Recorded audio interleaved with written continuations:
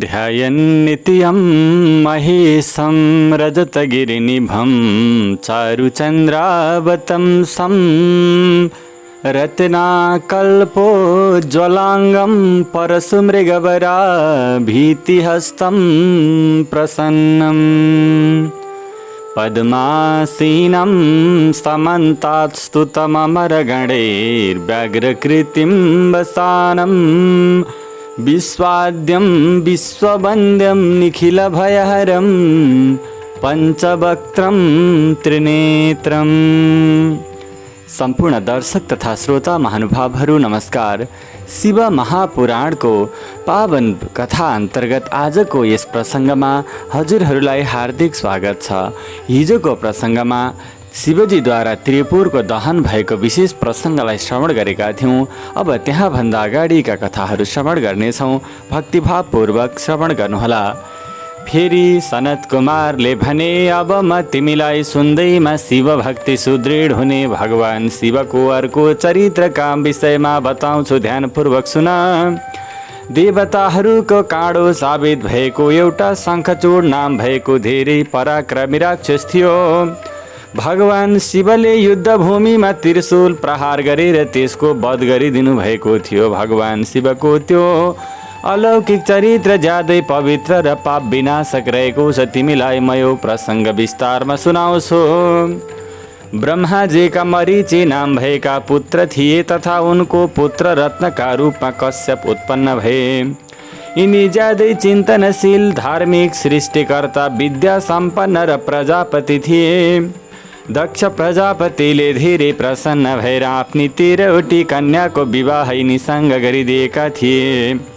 उनका सन्तान धेरै भएकाले तिनीहरूका विषयमा विस्तारमा वर्णन गर्न सम्भव छैन। ती कश्यपका पत्नीहरूमध्ये एउटीको नाम दनु थियो। तिनी ज्यादै सुन्दरी र सौभाग्यवती थिइन्। ती दनुको गर्भबाट ती बलशाली धेरै पुत्र उत्पन्न भए। यो प्रसङ्ग पनि धेरै लामो हुने भएकाले यसमा तिनीहरू सबैको नाम उल्लेख गरिएको छैन। तिनीहरूमध्ये एउटाको नाम विप्रचित्ति थियो, जुन असीमित पराक्रम सम्पन्न थियो। उसको पुत्रका रूपमा दम्भ उत्पन्न भयो, जुन ज्यादै धार्मिक र विष्णुको परम भक्त थियो। उसका कुनै पुत्र नभएपछि त्यो साह्रै चिन्तित भयो। उसले शुक्राचार्यलाई आफ्नो गुरु बनाएर उनीबाट श्रीकृष्ण मन्त्र लिएर पुष्कर तीर्थमा गएर धेरै कठोर तपस्या गर्न थाल्यो। उसले त्यहाँ स्थिर आसनमा बसेर कृष्ण मन्त्रको जप गर्दै 1,00,000 वर्ष बितायो। त्यसपछि त्यो दम्भको शिरबाट एउटा ज्यादै प्रज्वलित तेज निस्किएर सबैतिर फैलियो। त्यो तेज सहन ज्यादै कठिन हुने भएकाले त्यसबाट सबै देवता, मुनि र मनु अति पीडित भए। यसरी पीडित भएका तिनीहरू इन्द्रलाई अगाडि लगाएर ब्रह्माको नजिकमा गए। त्यहाँ गएर तिनीहरूले अनेकौँ प्रकारले ब्रह्माको स्तुति गर्दै ज्यादै व्याकुल भएर आफ्ना पीडा सुनाउँदा भए। उनीहरूका यस प्रकारका कुरा सुनेपछि ब्रह्मा पनि यो सबै कुरा विष्णुलाई सुनाउनका लागि उनीहरूसँगै वैकुण्ठ गए। त्यहाँ पुगेपछि सबैले विष्णुलाई विनम्रतापूर्वक प्रणाम गर्दै उहाँको स्तुति गर्न थाले। हामी जसको तेजबाट धेरै पीडित भएका छौँ, त्यसको कारणका विषयमा अनभिज्ञ छौँ। तपाईँले जस्तो सुकै दुःखका समयमा पनि हाम्रो उद्धार गर्नुहुने भएकाले अहिले पनि शरणमा पर्न आएकाहरूको रक्षा गर्नुहोस्। ब्रह्मा सहितका देवताहरूका यस प्रकारका कुरा सुनेपछि आफ्नो शरणमा पर्न आएकाहरूमा प्रेम भाव राख्ने भगवान श्री विष्णुले मुसु मुसु हाँस्दै भन्नुभयो, तिमीहरू शान्त भएर बस। यसबाट डराउनु पर्ने कुनै कारण नै रहेको छैन, किनकि अहिले प्रलयको समय आएको छैन। यो तेज मेरो भक्त दम्भ नाम भएको राक्षसको हो र उसले पुत्र प्राप्त गर्ने अभिलाषाली र तपस्या गरिरहेको छ। म त्यसलाई वरदान दिएर शान्त बनाइदिन्छु। सनत कुमारले भने, विष्णुका यस प्रकारका कुरा सुनेर ब्रह्मा सहितका देवताहरू चिन्ता मुक्त भएकाले धैर्यता आफ्नो साथमा लिएर आफ्नो ठाउँमा गए भने विष्णु भगवान पनि त्यो दम्भलाई वरदान दिनका लागि उसले तपस्या गरिरहेको पुष्कर क्षेत्रमा जानुभयो। त्यहाँ पुगेपछि विष्णुले आफ्नो मन्त्र जप गर्ने दम्भलाई सान्त्वना दिने सिलसिलामा सुमधुर वचनमा भन्नुभयो, वर माग। विष्णुका यस प्रकारका कुरा सुनेर तथा उनलाई आफ्नो अगाडि देखेर त्यो दम्भकले भक्तिभावले उहाँका चरणमा पर्दै पटक पटक स्तुति गरेर भन्यो, मलाई तपाईँको परम भक्त र ज्यादै शक्तिशाली एउटा पुत्र दिनुहोस्। उसले तीनवटै लोकमा विजय प्राप्त गर्न सकोस्, तर देवताहरूले उसलाई कहिल्यै पराजित गर्न नसकुन्। त्यो दानवहरूको राजा दम्भका यस प्रकारका कुरा सुनेपछि विष्णु उसलाई वरदान दिँदै उसलाई तपस्याबाट अलग गराएर त्यहाँबाट अन्तर्ध्यान हुनुभयो। त्यो दानवको अभिलाषा परिपूर्ण भएकाले उसको तपस्या सिद्ध भइसकेको थियो। यसै कारण विष्णु अन्तर्ध्यान भएपछि ऊ पनि आफू जहाँ थियो त्यो दिशालाई प्रणाम गरेर आफ्नो घरतर्फ आयो। त्यसको केही समयपछि उसकी पत्नी गर्भवती भइन्। उनी आफ्नो तेजले घरको भित्री भागलाई प्रकाशमय बनाउँदै शोभायमान हुन थालिन्। उनको गर्भमा कृष्णका सबैभन्दा प्यारा र राजाबाट श्राप पाएका सुदामाले प्रवेश गरेका थिए। यसरी गर्भ रहेको 9 महिना पूर्ण भएपछि दम्भकी पत्नीले एउटा तेजस्वी बालकलाई जन्म दिएकी हुनाले पिताले धेरै ऋषिहरूलाई आमन्त्रण गरेर विधिपूर्वक उसको जातकर्म सहितका संस्कारहरू सम्पन्न गर्यो। उसले पुत्र जन्मिएको उपलक्ष्यमा धेरै ठुलो उत्सवको आयोजना गर्यो। यसपछि नामाकरणको दिन आएपछि पिताले उसको नाम शङ्खचूड राख्यो। त्यो बालक आफ्नो पिताको घरमा शुक्ल पक्षको चन्द्रमा जस्तै गरी बढ्न थाल्यो। त्यो बालक तेजस्वी भएकाले उसले बाल्यकालमै सबै विद्या हासिल गर्यो। उसले सधैँ बाल क्रीडा गरेर आफ्ना माता पितालाई अत्यन्तै हर्षित तुल्याउँदथ्यो, अत्यन्तै खुसी पार्दथ्यो। त्यस्तै गरी बन्धु बान्धवहरूका लागि पनि ऊ धेरै प्रिय बनेको थियो। त्यो शङ्खचूड ठुलो भएपछि जैगी सभ्य मुनिको उपदेश अनुसार ब्रह्मालाई प्रसन्न गराउने अभिलाषाले पुष्करमा गएर भक्ति भावले तपस्या गर्न थाल्यो। त्यस समयमा उसले आफ्ना इन्द्रियहरूलाई बसमा राखेर गुरुले उपदेश दिएको ब्रह्म विद्याको जप गरिरह्यो। त्यो पुष्करमा तपस्या गरिरहेको दानव शङ्खचूडबाट प्रसन्न भएका ब्रह्माले उसलाई वरदान दिनका लागि त्यहीँ गएर भन्नुभयो, वरदान माग। यसरी ब्रह्मालाई आफ्नो अगाडि देखेपछि उसले ज्यादै विनम्रतापूर्वक प्रणाम गरेर सुमधुर वचनमा उहाँको स्तुति गर्दै वर माग्ने सिलसिलामा भन्यो, मलाई देवताहरूले कहिल्यै पनि पराजित गर्न नसकुन्। उसका यस प्रकारका कुरा सुनेपछि ब्रह्माले धेरै प्रसन्न हुँदै भन्नुभयो, यस्तै हुनेछ। यसपछि ब्रह्माले उसलाई समग्र जगतमा सर्वोत्कृष्ट मङ्गलमय र सबैतिर विजयी बनाउने कृष्ण कवच दिँदै भन्नुभयो, तिमी बदरीनाथ जाऊ। त्यहाँ धर्मध्वजकी पुत्री तुलसीले सकाम भाव सम्पन्न भएर तपस्या गरिरहेकी छन्।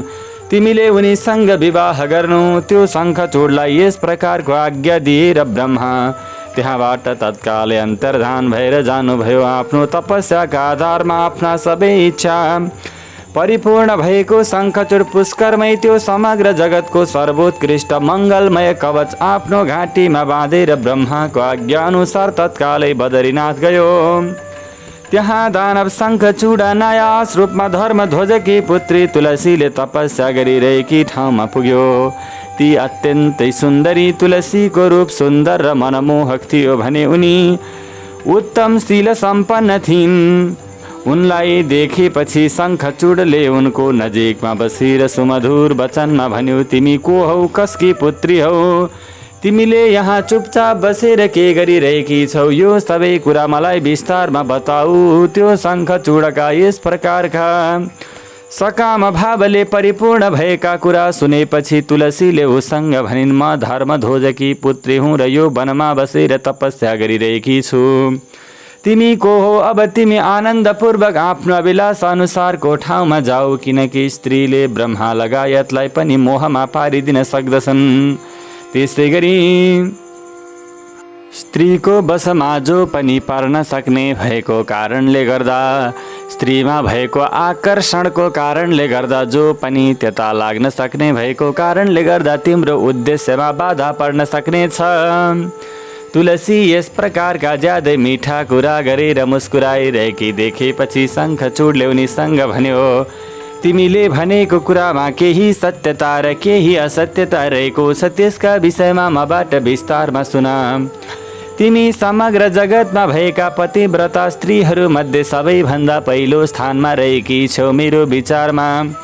जसरी म काम वासनाको बसमा परेको छैन, त्यसरी तिमी पनि कामको अधीन भन्दा धेरै टाढा रहेकी छौ।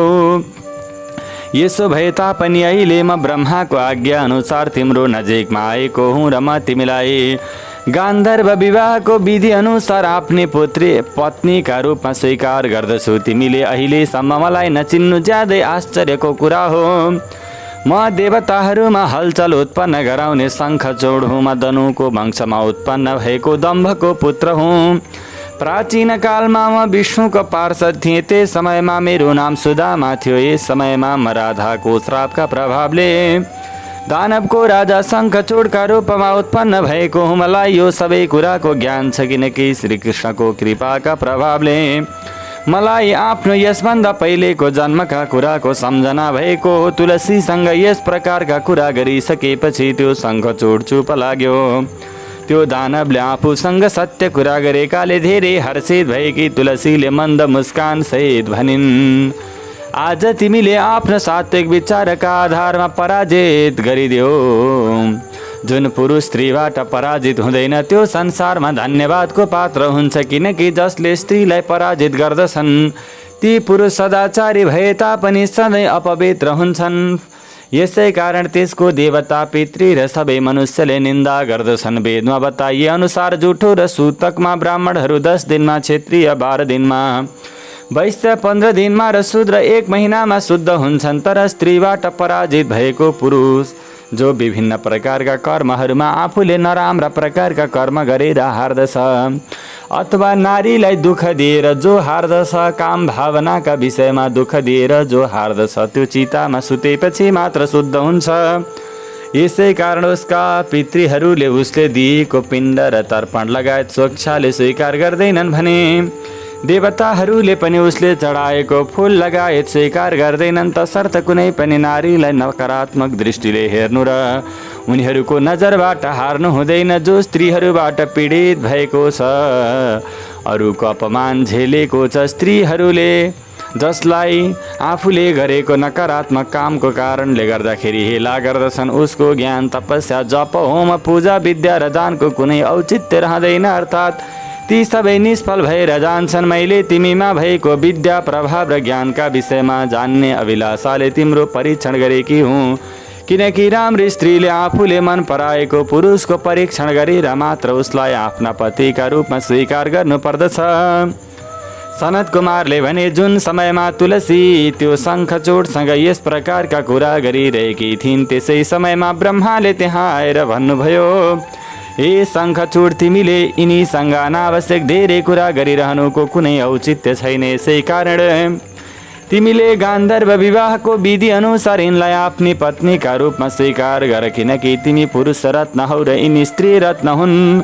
यस्तो अवस्थामा निपुणको निपुणसँग भएको समागम कल्याणदायक हुन्छ। ब्रह्माले शङ्खचूडसँग यस प्रकारका कुरा गरिसकेपछि तुलसीलाई भन्नुभयो, तिमी यस्तो गुणसम्पन्न पुरुषको परीक्षा लिन उचित हुँदैन, किनकि देवता, असुर, दानवहरू भन्दा धेरै शक्तिशाली छन्। तिमी यिनीसँग तीनटै लोकमा भएका सबै उत्तम स्थानहरूमा धेरै लामो समयसम्म आनन्दपूर्वक घुमफिर गर्नेछौ। अहिलेको शरीर नष्ट भएपछि यिनले फेरि गोलोकमा श्रीकृष्णलाई प्राप्त गर्नेछन् भने यिनको मृत्यु भएपछि तिमीले पनि वैकुण्ठमा 4 हात सम्पन्न विष्णुलाई प्राप्त गर्नेछौ।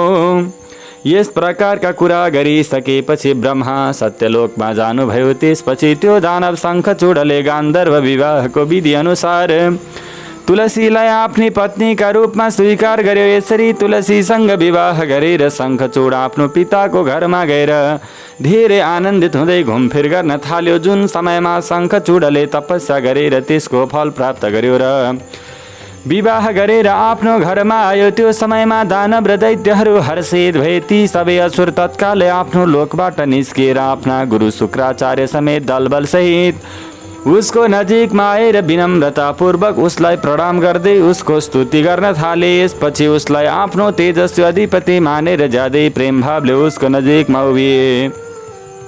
त्यो दम्भको पुत्र शङ्खचूडले पनि आफ्नो कुलका गुरु शुक्राचार्य आएको देखेर ज्यादै आदरपूर्वक उनलाई प्रणाम गर्यो। त्यसपछि शुक्राचार्यले सबै असुरहरूसँग उनीहरूको सहमतिमा शङ्खचूडलाई दानव र असुरहरूको अधिपति बनाइदिए।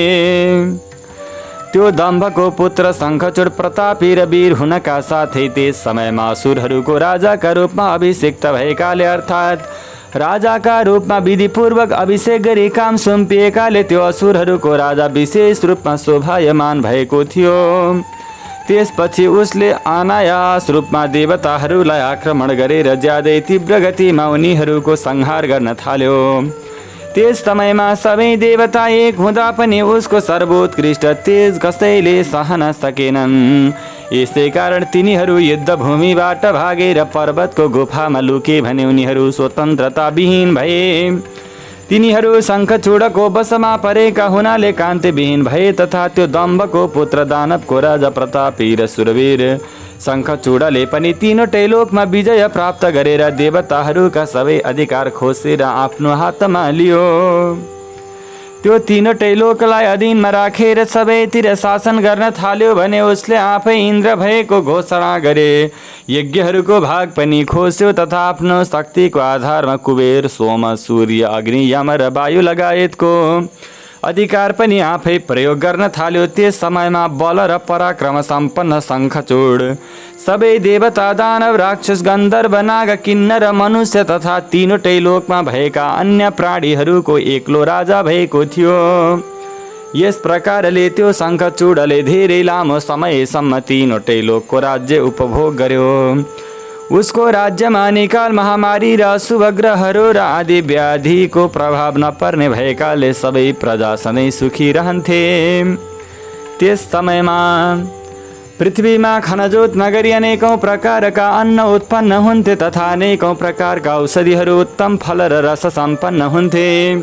त्यस समयमा समुद्रले आफ्नो किनारमा सधैँ रत्नहरू थुपारिदिन्थे भने रुखहरू सधैँ फलफुलले परिपूर्ण हुन्थे तथा नदीहरूमा स्वादिलो पानी बगिरहेको हुन्थ्यो। त्यस समयमा देवता बाहेक सबै जीव सुखी भएकाले तिनीहरूमा कुनै प्रकारको विकार उत्पन्न हुँदैनथ्यो। यसै गरी चारवटै वर्ण र आश्रमका सबै आफ्नो धर्ममा अटल रहेका थिए। जुन समयमा उसले यसरी तीनवटै लोकमा शासन गरिरहेको थियो त्यस समयमा देवता बाहेक अरू कोही पनि दुखी थिएनन्। त्यो धेरै पराक्रमी शङ्खचूड गोलोकमा बस्ने श्री कृष्णको परम मित्र थियो।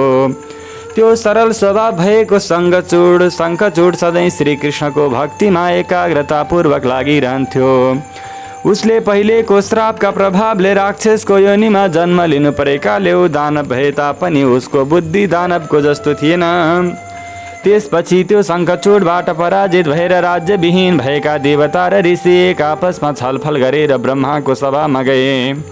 त्यहाँ पुगेपछि उनीहरूले ब्रह्माको दर्शन गरेर उहाँका चरणमा पर्दै विशेष रूपले उहाँको स्तुति गरी ज्यादै व्याकुलतापूर्वक आफ्ना सबै कुरा सुनाए। त्यसपछि ब्रह्मा ती सबैलाई आश्वस्त पारेर उनीहरूसँगै सत्पुरुषहरूलाई आनन्द प्रदान गर्ने वैकुण्ठ लोकमा जानुभयो। त्यहाँ पुगेर सबै देवता सहित ब्रह्माले विष्णुको दर्शन गरे। उहाँको शिरमा मुकुट शोभायमान भइरहेको थियो भने कानका कुण्डल झलमलाइरहेका थिए। उहाँको घाँटीमा वनमाला सुशोभित भएको थियो। त्यस समयमा विष्णुले आफ्ना चारवटै हातमा शङ्ख, चक्र, गदा, पद्म लिनु भएको थियो। उहाँको शरीरलाई पीताम्बरले शोभायमान बनाएको थियो भने सनन्दन सहितका सिद्धहरूले उहाँको सेवा गरिरहेका थिए। यस प्रकारका विष्णुलाई देखेपछि ब्रह्मा सहितका देवता तथा मुनिहरूले उहाँलाई प्रणाम गर्दै हात जोडेर उहाँको स्तुति गर्न थाले। तपाईँ देवताका पनि देवता र तीनवटै लोकको अधिपति तथा गुरु हुनुहुन्छ। हामी सबै तपाईँका शरणमा आएकाले तपाईँले हाम्रो रक्षा गरिदिनुहोस्। तपाईले तीनवटै लोकको पालन पोषण गर्नुहुन्छ भने लक्ष्मी तपाईमै बसेकी छन् तथा तपाईँ आफ्ना भक्तहरूको प्राण स्वरूप हुनुहुन्छ। तपाईँलाई हाम्रो कोटि कोटि नमस्कार छ। यस प्रकारले स्तुति गरिसकेपछि देवताहरू विष्णुको अगाडि रुन थाले। उनीहरूका यस प्रकारका कुरा सुनेर विष्णुजीले ब्रह्माजीसँग भन्नुभयो, यो वैकुण्ठ लोक योगीहरूका लागि पनि ज्यादै दुर्लभ छ। तिमी यहाँ के काम लिएर आयौ? तिमी माथि कस्तो सङ्कट आइलाग्यो त्यसका विषयमा मलाई यथार्थ रूपमा बताऊ। सनत कुमारहरूले भने। विष्णुका यस प्रकारका कुरा सुनेपछि ब्रह्माले ज्यादै विनम्रतापूर्वक शिर झुकाएर विष्णुलाई पटक पटक प्रणाम गर्दै हात जोडेर विष्णुका अगाडि उभिएर शङ्खचूडका कारणले देवताहरूले धेरै दुःख पाएको प्रसङ्ग सुनाए। त्यसपछि सबै प्राणीको मनको भाव जान्ने विष्णुले मुसु मुसु हाँसेर ब्रह्मालाई त्यसको रहस्यका बारेमा यथार्थ रूपमा बताउने सिलसिलामा भन्नुभयो, मलाई त्यो शङ्खचूडको सबै कुराको ज्ञान छ। प्राचीन कालमा त्यो मेरो प्यारो भक्त अति तेजस्वी गोप थियो। म उसको वृत्तान्तसँग सम्बन्धित पुरानो इतिहास सुनाउँछु। यसमा कुनै प्रकारको सन्देह गर्न आवश्यक छैन। भगवान शिवले सबैको कल्याण गर्नुहुन्छ। गोलोकमा मेरे अर्को रूप श्री कृष्ण बस्छन्। उनके स्त्री राधाका नामले प्रख्यात छन्। ती समग्र जगतकी माता र प्रकृतिकी सर्वोत्कृष्ट पाँचौं स्वरूप हुन्। उनी त्यहाँ आनन्दपूर्वक घुमफिर गर्छन्। उनको अङ्गका रूपमा आश्चर्यजनक अनेकौं गोप र गोपिनीहरू पनि त्यहाँ बस्दछन्। तिनीहरू सधैँ राधा कृष्णको अनुकरण गर्दै अनेकौं प्रकारका खेलवाड गरिरहेका हुन्छन्। त्यही गोप यस समयमा भगवान शिवको लीलाले मोहित भएर श्रापका कारणले आफूलाई दुःख दिने दानवको योनिमा परेका हुन्। श्री कृष्णले पहिले भगवान शिवको त्रिशूलबाट उसको मृत्यु हुने निश्चित गरिदिनु भएको थियो। यसै कारण त्यो दानव शरीर परित्याग गरेपछि फेरि कृष्णको पार्षद हुनेछ। यो यथार्थलाई दृष्टिगत गरेर तिमी भयभीत हुनु हुँदैन। अब हामी दुवै तत्कालै भगवान शिवका चरणमा जाउँ। उहाँले तत्कालै हाम्रो कल्याण गरिदिनु हुनेछ। सनत कुमारहरूले भने। यस प्रकारका कुरा गरिसकेपछि ब्रह्मा सहित विष्णु शिवलोक जानुभयो। उहाँहरू बाटामा मनमनै भगवान शिवको स्मरण गर्दै गइरहनु भएको थियो। यसरी ब्रह्मा र विष्णु अलौकिक आधार विहीन र भौतिकता रहित शिवलोकमा पुगे। त्यहाँ पुगेका उनीहरूले भगवान शिवको सभा देखे। त्यो अग्लो र ज्यादै प्रभावशाली तथा प्रकाशले परिपूर्ण शरीर सम्पन्न शिवका पार्षदहरूले यथार्थ रूपमा घेरिएकाले विशेष रूपले शोभायमान भइरहेको थियो। उहाँका पार्षदहरूको रूप सुन्दर कान्ति सम्पन्न शिवको रूप जस्तै भएका थिए। तिनीहरूका हात 10वटा, मुख 5वटा, आँखा 3वटा थिए भने घाँटीमा नीलो चिन्ह र शरीरमा धेरै सेतो वर्णको थियो। तिनीहरू सबै रत्न सम्पन्न रुद्राक्ष र खरानीको आवरणले विभूषित भएका थिए। त्यो ज्यादै मनमोहक सभा नवीन चन्द्रमण्डलको जस्तै आकार भएको थियो। त्यसलाई उत्तम मणि हिराहरूका मालाले सजाइएको थियो। त्यो सभा अमूल्य रत्नहरूले बनाएका कमलका पातहरूले सुशोभित भएको थियो। त्यसमा मणिहरूका जाली सम्पन्न आँखी झ्याल बनाएको थियो, जसले गर्दा त्यो चित्र विचित्र देखिन्थ्यो। भगवान शिवको इच्छा अनुसार त्यसमा माणिक जडिएको थियो, जसले गर्दा त्यो ज्यादै आश्चर्यजनक देखिन्थ्यो। त्यसमा स्यमन्तक मणिका सैकडौँ सिडी बनाइएको थियो। त्यसमा चारैतिर इन्द्रनील मणिका खाँबा थिए, जसमा सुनको धागोमा उनिएका चन्दनका सुन्दर पात झुन्डिएका थिए, जसले गर्दा त्यो सभा ज्यादै मनमोहक देखिएको थियो। त्यो सुगन्धित वायुले परिपूर्ण थियो। 1000 योजन फैलिएको त्यो सभा किन्नरहरूले खचाखच भरिएको थियो। त्यसको बीचमा अमूल्य रत्नहरूबाट बनेको एउटा ज्यादै आश्चर्यजनक सिंहासन थियो। त्यसमा पार्वती सहित भगवान शिव बस्नु भएको थियो। उहाँलाई विष्णुले हेर्नुभयो। त्यस समयमा उहाँ ताराहरूले घेरिएका चन्द्रमा जस्तै देखिनुहुन्थ्यो। उहाँले मुकुट, कुण्डल र रत्नहरूको माला लगाउनु भएको थियो। उहाँका सबै अङ्ग खरानीमय थिए भने उहाँले ख्याल ठट्टा गरिरहनु भएको थियो, तथा उहाँको मन ज्यादै शान्त थियो। पार्वतीले उहाँलाई सुगन्धित पान दिएकी थिइन् भने उहाँ त्यो चपाइरहनु भएको थियो। भगवान शिवका गणहरूले हातमा सेतो चमर लिएर उहाँहरूलाई हम्किरहेका थिए। सिद्धहरूले शिर निहुराएर उहाँको स्तुति गरिरहेका थिए। उहाँ गुणभन्दा यथार्थ रूपमा अलग ब्रह्मा, विष्णु र महेशका सृष्टिकर्ता सबैतिर व्याप्त विकल्प रहित आकारहीन स्वेच्छा अनुसार साकार हुने कल्याण स्वरूप माया रहित जन्म रहित मुख्य मायाका अधिपति प्रकृति र पुरुष भन्दा पनि पर सबै गर्न सक्षम परिपूर्ण र ममता सम्पन्न हुनुहुन्छ।